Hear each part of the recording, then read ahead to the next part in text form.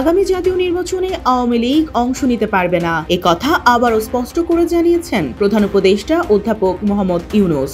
মঙ্গলবার ঢাকার রাষ্ট্রীয় অতিথি ভবন যমুনায় নেদারল্যান্ডসের আন্তর্জাতিক সহযোগিতা বিষয়ক ভাইস মিনিস্টার পাসকাল গ্রেটেনহুলসের সঙ্গে সৌজন্য সাক্ষাৎকালে তিনি এই মন্তব্য করেন। বৈঠকে কৃষি, বাণিজ্য ও বিনিয়োগ, প্রযুক্তি সহযোগিতা, যুব উন্নয়ন এবং তরুণ ও নারী উদ্যোক্তাদের জন্য সামাজিক ব্যবসা তহবিল গঠনের সম্ভাবনা সহ বিভিন্ন ইস্যুতে আলোচনা হয়। পাশাপাশি বাংলাদেশের গণতান্ত্রিক উত্তরণ ও নির্বাচন প্রস্তুতি নিয়েও মতবিনিময় করেন উভয় পক্ষ। প্রধান উপদেষ্টা বলেন, অন্তর্বর্তী সরকার আগামী ফেব্রুয়ারির প্রথমার্ধে অবাধ, সুষ্ঠু, অংশগ্রহণমূলক ও উৎসবমুখর নির্বাচন আয়োজন করতে প্রতিশ্রুতিবদ্ধ। দৃঢ় বন্ধনের আস্থায় শক্তিশালী স্টিলের আরেকটি নাম জেডএসআরএম।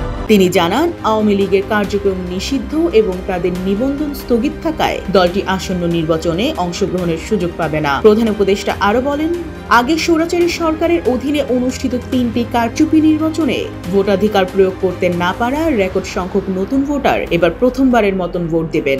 এটি আমাদের জন্য ঐতিহাসিক মুহূর্ত। বাংলাদেশের নির্বাচন প্রস্তুতিতে সন্তোষ প্রকাশ করে ডাচ ভাইস মিনিস্টার বলেন, সীমিত সময়ের মধ্যেও অন্তর্বর্তী সরকার উল্লেখযোগ্য অগ্রগতি অর্জন করেছে।